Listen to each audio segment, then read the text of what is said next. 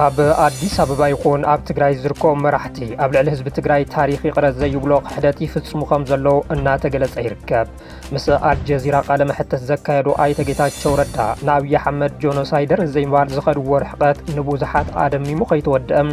ሎማዓንቲ መራሕቲ ትግራይ ድማ ኣብ ከተማ ኣኽሱም ዝተፈጸመ ጨፍጫፍ ብሰራዊት ሻዕብያ እዩ ንዘይምባል ሓይልታት ጽንታ ዝብል ሽም ክርስትና መሃቦም ካሊእ ኣብ ልዕሊ ቁስሊ ህዝቢ ትግራይ ሽንጣር ዝሰደደ ቃንዛ ኮይነሎም ኣብዚ ጉዳይ ዝርዝር ትሕዝቶ ክነቕርበልኩም ኢና። ኣልጀዚራ ምስ ኣይተ ጌታቸው ረዳ ዘካየዶ ቃለ መሕተት ናይ ደገ ሓይልታት ዘለዎን ኮነ ተባሂሉ ንመንግስቲ ኢትዮጵያ ንምጽላም ዝተዳለወን ይኽብል ሚኒስተር ጉዳያት ወፃኢ ኢትዮጵያ ከሲሱ ዝተለዓሉ ሕቶታት ዝተረኸቡ ፓናሊስትን ተዓደምትን ብጥንቃቐ ዝተመረጹ ምዃኖምን እቲ ቃለ መሕተት ንኽልተ ወርሒ ክጸንሕ ዝተገበረሉን ጥዕና ዘይብሉ ምዃኑ መርኣይ እዩ ድማ ኢልዎሎም። ብልጽግና ናብ ኢትዮጵያ ዝመላለሱ መራሕቲ ንሕቶ ቀይሕ ባሕሪ ዝድግፉ ኣምሲሉ ምቕራቡ ናይ ሕሰት ፕሮፓጋንዱ ካብ ምቅላዕ ንላዕሊ ዝጠቕሞ ነገር የብሉን ክብል ሻዕብያ ከሲሱ ሓይሊ ባሕሪ ኣብ ቀይሕ ባሕሪ ክሃንጽ የኢሉ ምልዓሉ ድማ ጽምብላል እስያ መቐመጫ ዘይከደነት ምድረ ከደነት ካብ ዝብል ምስላ ዝፍለ ይኮነን ኢልዎሎም። ኣትሌት ገብረእግዚአብሔር ገብረ ማርያም ድሕሪ ነዊሕ እዋን ናብ ትግራይ ምምላሱን ካልኦቱን ትሕዝቶታት ንሎሚ ካብ ዘዳለናዮም ዜናታት ዝተኻተቱ እዮም። ሰላምታ ይረሳዕናን ክቡራትን ክቡራንን ከመይ ትውዕሉ ንሎሚ 19 ሕዳር 2018 ዓ.ም ዘዳለናዮም ዜናታት ዓበይቲ ነጥብታት ብምቕዳም ፈሊምና ኣለና። ንቻናልና ላይክ ሼርን ሳብስክራይብ እናገበርኩም ሓቢርኩምና ንኽትጸንሑ ብምዕዳም ዝርዝር ዜናታት ክነስምዐኩም። እዚ ኣውራ ሚድያ እዩ። ክሕደት መራሕቲ ትግራይ ኣፈውፂ ምዝራብ ካብ ዝጅመረ ውዒሉን ሓዲሩን እዩ። መራሕቲ ትግራይ ንህዝቢ ትግራይ ዝረስዕዎ ገና ዘቕረበሎም እኽለ ማይ ካብ ጎረሮኦም ከይወረደም ገና ዘንጽፈሎም ማእሲ ከይተዓፀፈ ከም ዝኾነ ብዙሓት ይዛረቡ። እቲ ንህዝቢ ትግራይ ከጥፍእ ካብትን ተኣኻኺቡ ዝመፀ ወራሪ ኣውጓጓ ህዝቢ ኮይኖም ምስ መከትዎም ድሕሪ 8 ወርሒ 21 ሰነ 2013 ዓ.ም ናብ መቐለ ምስ ተመለሱ ነይሩ። መራሕቲ ትግራይ ነቲ ምእንቲ ህልውናን ባህጊ ጽባሕን ኢሉ እንኳ ህይወቱ ዝሰውአን ብሰንኮም ሓሰረ መከራ ዝበልዐን ህዝቢ ረሲዖም ናብ ናይ ባዕሎም ጣጣ ዝኣተው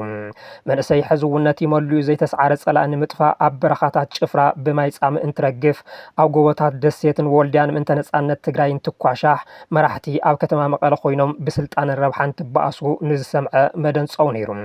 ሚልዮናት ሃሊቆም ሚልዮናት ተመዛቢሎምን ተሰዲዶምን ኣሽሓት ተደፊረን ብቢልዮናት ዝግመት ሃፍቲ ትግራይ ዓንዩ ወራር ትግራይ ብውዕሊ ፕሪቶርያ ምስተኸንበተ እውን መራሕቲ ትግራይ ንስልጣን ኣብ ሓወልቲ ሰማዕታት እንትበኣሱ ናብ 4 ኪሎ ብምምልላስ እንትሰግዱ ነቲ መስዋዕቲ ዝኸፈለ ነቲ ዝተጨፍጨፈ ነቲ ኣብ ዓዱን ዓድማትን ፍቓዶ ኬንዳ ዝንከራተት ዘሎ ህዝቢ ብምርሳዕ እዩ ነይሩ። ነዚ እውን እዩ ኣብ ሰላም ኮይኖም እውን ንትግራይ ንህዝባን ካብ በሰላ ኩናት ከውፅዋ ዘይከኣሉ ጥራሕ እንተይኮነስ ካብ መዓልቲ ናብ መዓልቲ ናብ ገደል ዘጽድፍዎ ዘለዉ ሕማቕ መራሕቲ ትግራይ እናተጋደደ ኸይዱ ኣብ ዝሓለፈ ዓመት ኣብ ጠርዚ በፂሑ ናብቶም ገበነኛታት ጽንተት ንምሽጓጥ ግዜ ይወሰደሎምን ገሊኦም ናብ ሸዋ ገሊኦም ናብ ኣስመራ ብምምዕዳው ንህዝቢ ትግራይ መሊኦም ክሒዶምዎም እቲ ኣፈላላይ እቲ ሓደ ጉጅለ መሊኡ እግሩ ናብ 4 ኪሎ ዘእተወ እቲ ካሊእ ድማ ኣብ መቐለ ኮይኑ ዘመዓድ እንተዘይኮይኑ ኩሎም ካብ ህዝቢ ትግራይ ንላዕሊ ንስልጣኖም ከም ዝጭነቑ ምንም ጥርጥር ከም ዘይብሉ ብዙሓት ይስማዕምዑ። ነቲ ድንኪ መሃይም ዕቡድ ናብ ኣማኒኤል ከኣተለዎ ፋሽስት ዝብልዎ ዝነበሩ ኣብይ ኣሕመድ ኣመኻሪኦም ኮይኖም ከፍ ዝበሉ ኣይተ ጌታቸው ረዳ ትማሊ ምስ ኣልጀዚራ ዘካየድዎ ቃለ መሕተት ንብዙሓት ኣደሚሙ እዩ። ንሓለቆም መሃያን ዝኸፍልዎም ገዛን መኪናን ንዝህብዎም ቀዳማይ ሚኒስትር ገበኖም ንምሕባእ ዝኸድዎ ርሕቐት ንከብድኻ ምንባር ክንደየናይ ሕሊና ከም ዝደፍን ቁልጭ ኣቢሉ ዘርአ ነይሩ ይብሉ። ተጋሩ ጥራሕ እንተይኮነስ ካሊእ ዓለም እውን ብመትከላዊ ምግልባጥ ኣይተ ጌታቸው ረዳ ተገሪሙ እንከይወድአ ግና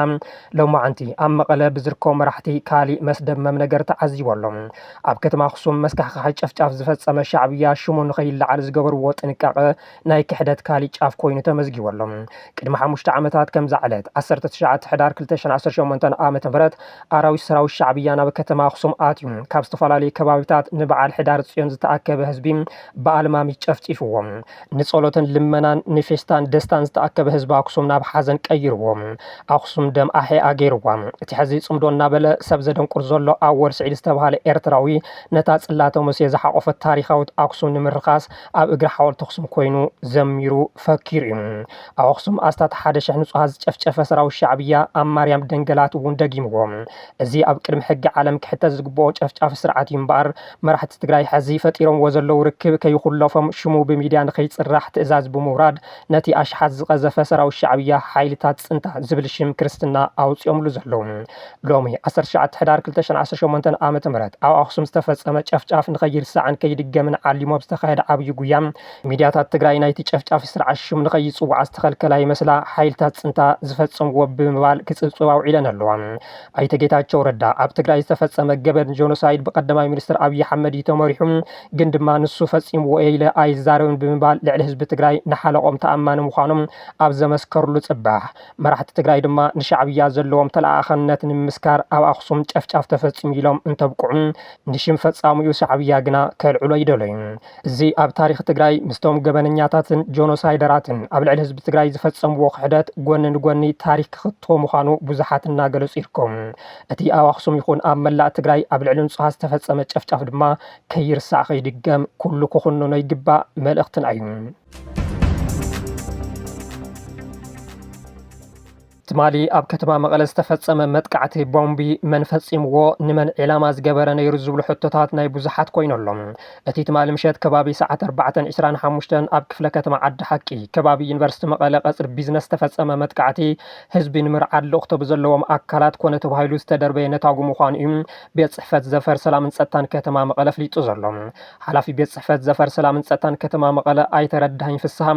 ን104.4 ሬድዮ ኤፍኤም መቐለ ከም ዝገለጽዎም እቲ መጥቃዕቲ ንጸጥታ ከተማ መቐለ ንምዝራግን ህዝቢ ከተማ መቐለ ንምርባሽን ልእኽቶ ብዘለዎም ሓይልታት ጥፍኣት ኮነ ተባሂሉ ዝተፈንጀረ ነታጉ ምዃኑ ብምግላጽ ኣብ ህይወት ሰብ ኮነ ኣብ ንብረት ዘብጽሖ ዝኾነ ይኹን ጉድኣት ከም ዘየለ ገሊጾም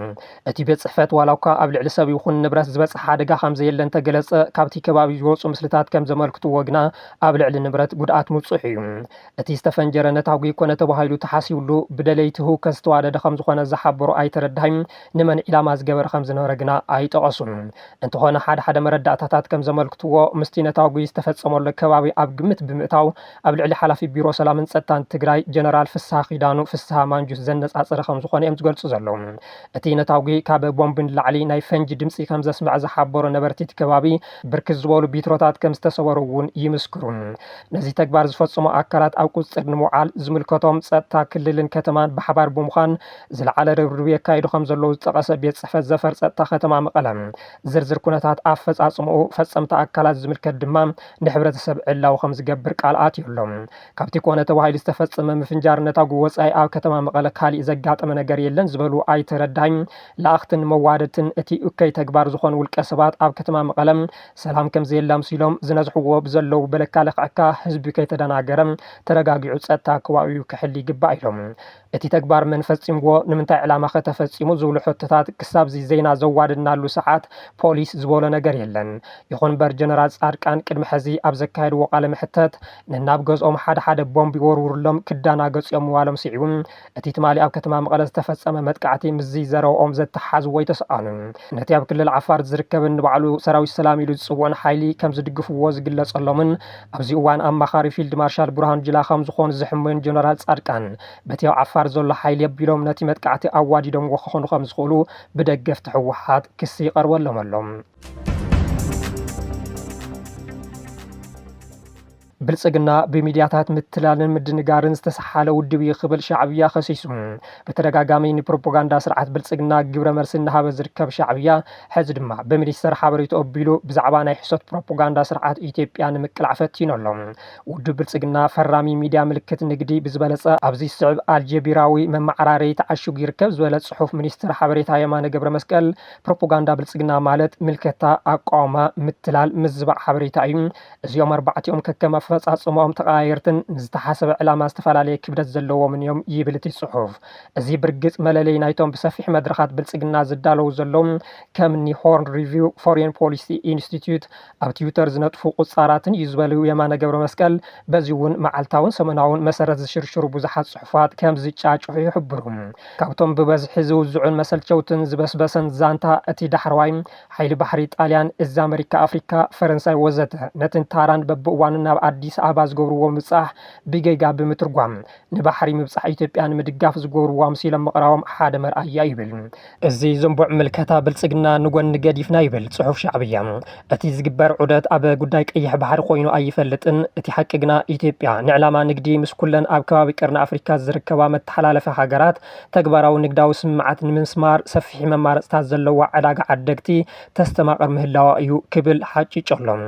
ላዕላዊ ተበጻሕነት ናብ ባሕሪ ግና ላዕላውነትን ግዝኣታውን ሓድነት ጎረባብቲ ኢትዮጵያ ብግልፂ ምጥሓስ ኣህጉራዊ ሕጊ ከምኡውን መሰረታዊ መትከላት ቻርተር ሕቡራት ሃገራትን ቅዋማዊ ሕጊ ሕብረት ኣፍሪካን ዝጥሕስ መርዛም ኣጀንዳ ኢልዎሎም። ካሊእ መሳጢ ወይ ድማ ዘደናግር ብልጽግና ላዕላዊ ምብጻሕ ናብ ቀይሕ ባሕሪ ዝብል ጻዕሪ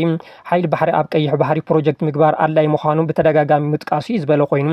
ልክዕ እዩ። ቀይሕ ባሕሪ ንዓለም ለኻዊ ንግዲ ኣገዳሲ መስመር ባሕሪ እዩ። እዚ ማለት ግን ኩለን ሃገራት ካብ ቀረባ ይኹን ካብ ርሑቕ ብገለ መንገዲ ቀይሕ ባሕሪ ዝሓልፋ ሕጋዊ መሰል ወይ ህጹጽነት ኣብ ገምገም ቀይሕ ባሕሪ መደብራት ሓይሊ ባሕሪ ናይ ምጥራይ ኣለዎን ማለት ኣይኮነን ክብል ነቲ ብስርዓት ብልጽግና ሓይሊ ባሕሪ ንሃንጽ ኣለና ዝብል ፕሮፓጋንዳ ነጺጉዎ ኣሎ።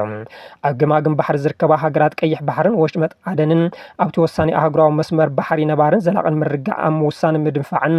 ግቡእን ሕጋዊ መሰላትን ስምምዕ ከም ዘለዎን ብምጥቃስ ኣብቲ ፍጻመ ኣብ ቀይሕ ባሕሪ ሓይሊ ባሕሪ ክሃንጽ እየ ዝብል ፕሮጀክት ብልጽግና ዝኾነ ይኹን ጸጥታዊ ምኽንያት የብሉን። ከምኡውን ብዘይካቲ ሓደገኛ ሕጋውን ጸጥታውን ጽልዋታቱም እቲ ውጥረት ብሓቂ ምስቲ ምስላ ዝመሳሰል ብምባል ጽምብላሊ ዕስያ መቐመጫ ዘይከደነት ምድሪ ከደነት ዝብል ምስላ መሲሉ ኣሎ። ሻዕብያ ነዚ ግብረ መልሲ ዝሃበ ኣብዚ ሰሙን ወተሓደራዊ መራሕቲ ኣሜሪካን ፈረንሳይ ናብ ኣዲስ ኣበባ ብምምራሕ ምስ ሰበስልጣንን መኮንናትን ኢትዮጵያ ምዝታዮምን ኢትዮጵያ በሪ ባሕሪ ንምርካብ ኣብ ትገብሮ ጻዕሪ ኣሜሪካን ፈረንሳይን ከም ዝድግፎ ኣረጋጊፀን ዝብል ብልሳናት እቲ ስርዓት ምግሑ ስዒቡ እዩ። ቃለ መሕተት ጌታቸው ረዳ ካብ ኣልጀዚራ ወጻኢ ብዘሎ ኣካላት ዝተዋደደ እዩ ክብል ብልጽግና ቅሬታ ኣስሚዑ። ንመላእ ዓለም ዘዘራረበን ኣልጀዚራ ምስ ኣይተ ጌታቸው ረዳ ዘካየዶን ቃለ መሕተት ናይ ደገ ሓይልታት ኢድ ዘለዎ እዩ ክብል ልሳን ስርዓት ብልጽግና ዝኾነ ሆር ሪቪው ጸውጺቡ ኣሎ።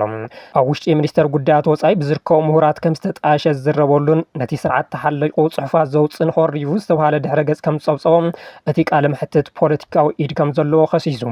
ቀንዲ ዕላማ ናይቲ ቃለ መሕተት ንጌታቸው ጽላምን ምስ ቀዳማይ ሚኒስትር ንምግጫውን ወይ ነጥብን ምቁጻርን ከምኡውን ቀዳማይ ሚኒስትር ኣብይ ከመ ኩናተኛ ንምምሳል እዩ ዝበለት ጽሑፍ ጉዳይ ወደብ ንምኽሓድ ወረ ንምዝርጋሕ ከምኡውን ንድሕነት ኢትዮጵያ ንምቋም ሽርሒ ተወሲኹሉ ዝተዋደደ ኢልዎሎም። ካብቶም ዝተልዓሉ ብጥንቃቐ ዝተዳለዉ ሕቶታት ብተወሳኺ መነት ናይቶም ኣብቲ መደብ ዝተሳተፉ ዕድማት ተመልከቲ እውን ብኣግባቡ ዝተሓረዩ ከም ዝኾኑ መረጻቶም ሕቶታትን ስርዓተ መሰረቶምን ከምኡውን ኣብቲ ዘተ ዝተልዓሉ ሕቶታትን ምስ ዝግምገም እቲ ኣጀንዳ ብኽፍሊ ምድላው ኣልጀዚራ ኣይተዳለውን ክብል እውን ደምዲሞሎም። እቲ ቃለ መሕተት ብናይ ወጻኢ ሓይልታት ዝተዳለወ ምዃኑ ብዝግባእ ምርዳእ ዝከኣል ድሕሪ ካልኣይ ሕቶ እዩ ዝበለ ጽሑፍ ሆር ሪቪው ብፍላይ ሽልማት ኖቤል ወደብ መደመር ምስ ተወሰኸ እቲ ቀንዲ ዕላማ ናይቲ ፍጻመ ንጹር እዩ ነይሩ። ንጌታቸው ኣብ መቀርቆሮ ንምእታውን ቀዳማይ ሚኒስትር ከም ተዋጋኢ ንምምሳል ሽም ኢትዮጵያ ንምጽላም ምእንቲ ኣፍ ደገ ባሕሪ ክብል ምስ ኤርትራ ኩናት ክጅምር እየ ዝብል ፕሮፓጋንዳ ንምዝርጋሕ ወዘተ ብጥንቃቐ ተመሪጾም ጉዳይ ኣፍ ደገ ባሕሪ ንምድኻም ኩሉ ጻዕሪ ዝተገበረሉ ዘይፍለጥ ሓቲት ዝተወሰኸሉ ኢልዎም። ካብዚ ሓሊፉ እቲ ቃለ መሕተት መርገፂ ኢትዮጵያ ብእኹል መልክዑ ኣብ ዘይተኸላኸለሉ ኩነታት እዩ ተኻይዱ። መህዲ ሓሰን ዋላ እኳ ብቆራፅ ቅዲ ቃለ መሕተት ዝፍለጥ እንትኾነ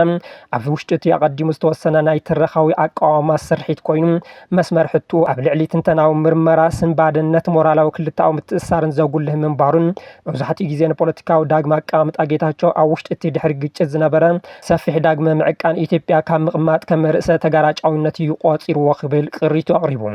ብሓፈሻ ኣይተ ጌታቸው ረዳ ቀዳማይ ሚኒስትር ኣብይ ኣብ ትግራይ ጆኖሳይድ ፈጺሞም ንምባል ዓቐብ ኮይኑ ዝተረኣየሉ በኣንጻሩ ተሳተፍቲ ብድፍረት ነቲ ዝተፈጸመ ገበን ጆኖሳይድ ብምባል ዝጸውዑሉ ተዓደምቲ ዝተደመምሉ ቃለ መሕተት ጌታቸው ረዳ ንትግራይ እውን ንመንግስቲ ፌደራል እውን ከም ዘይሐጎሰ ካብቶም ድሒሮም ዝወፁ ርእቶታት ምግንዛብ ይከኣል። ንነዊሕ ዓመታት ካብ ዓውደ ኣትሌቲክስ ርሒቑ ዝጸንሐ ኣትሌት ገብረእግዚኣብሔር ገብረ ማርያም ኣብ ማራቶን ኣኽሱም ተረኺቡ።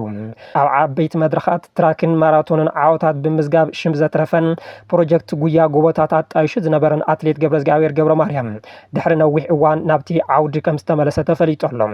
ሎሚ 19 ሕዳር 2018 ዓመተ ምህረት ኣብ ከተማ ኣክሱም ኣብ ዝተኻየደ ውድድር ማራቶን ምስ በዓልቲ ቤቱ ኣትሌት ወርቅነሽ ኪዳነ ተረኺቡ ንተወዳደርቲ ኣተባቢዑ ኣሎ። ኣትሌት ገብረእግዚኣብሔር ገብረ ማርያም ወራር ጀኖሳይድ ምስተጀመረ ኣብ አዲስ አበባ በቲ ስርዓት ብምኽንያት መንነቱ ብዝወፅሖ ጽዕንቶም ምስ ስድሩ ኣብ ኣሜሪካ ጸንሐ ኮይኑ ሕዚ ድሕሪ 5 ዓመታት መሬት ትግራይ ምርጋጹ ተፈሊጦሎም። አትሌት ገብረእግዚአብሔር ገብረ ማርያም ኮነ አትሌት ወርቅነሽ ኪዳነ ካብ አትሌት ምሩጽ ይፍጠር ቀጺሎም ንትግራይ ዘጸውዑን ከምኒ አትሌት ሓጎስ ገብረ ህይወት ለተሰንበት ግደይ ጉዳፍ ጸጋይን ካልኦትን ተጋሩ አትሌታት ንኽፈርዩ በር ዝኸፈቱ ምዃኖም ይዝረበሎም። አትሌት ገብረእግዚአብሔር ካብ ውድድር አትሌቲክስ ድሕሪ ምውጽኡ ኣውሎ ዝብል ሚድያ ጣይሹ ዝነበረ እንትትከውን ብስርዓት ብልጽግና ከም ዝተዓጸወን ንድሕንነቱ ብምስጋእ ን5 ዓመታት ናብ ኣሜሪካ ምዃዱን ዝተረኸበ ሓበሬታ የመልክት። ክቡራትን ክቡራንን ናይ ዝዕለት ዜናታት ኣብዚ ዛዚምና ስለ ዝተኸታተልኩምና ብምስጋን ኣብዚ ክንፍለየኩም ሰላም ምሸት።